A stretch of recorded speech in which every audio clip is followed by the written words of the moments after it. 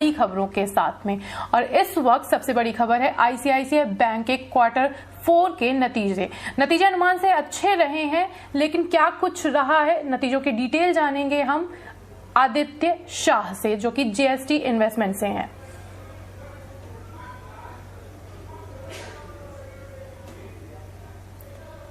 आदित्य, आप मुझे सुन पा रहे हैं? हाँ, मैं सुन पा रहा हूँ मैम आपको। नतीजे जो है आईसीआईसीआई बैंक के बहुत ही ज़्यादा स्टेबल रहे हैं। जो लोन ग्रोथ है 17% के आसपास आई है, 22% एसेट क्वालिटी में भी इम्प्रूवमेंट आया है और डिपॉजिट ग्रोथ भी 14% के आसपास आई है। ओवरऑल क्वार्टर ऑफ स्टेबिलिटी है।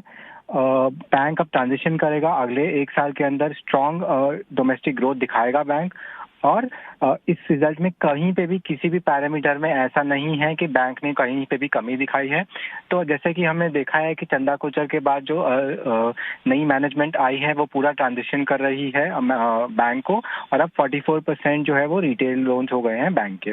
तो ओवरऑल बहुत ही अच्छा रिजल्ट है, उम्दा रिजल्ट है।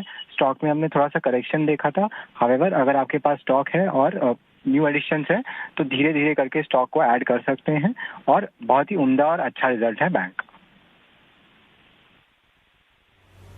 आदित्य, अगर इस नतीजे में बात करें तो क्रेडिट कॉस्ट, जिसके बारे में बहुत बात हो रही थी कि उस पर सभी की निगाह रहेगी, इसके बारे में क्या कहेंगे? फ्यूचर को देखा जाए तो उसे किस लिहाज से देखते हैं आप? तो इस क्वार्टर में बैंक के नेट एनपीएस में फिर से 22% का सुधार हुआ है। अब ये क्वार्टर कोविड-19 के जो एनपीएस है वो बैंक के पीछे हैं। अब धीरे धीरे करके बैंक का जो क्रेडिट ग्रोथ है अगले 1.5-2 साल के अंदर वो बढ़ता जाएगा, और क्रेडिट कॉस्ट जो है कोविड-19 का वो बिहाइंड अस है, बैंक के लिए बिहाइंड अस है।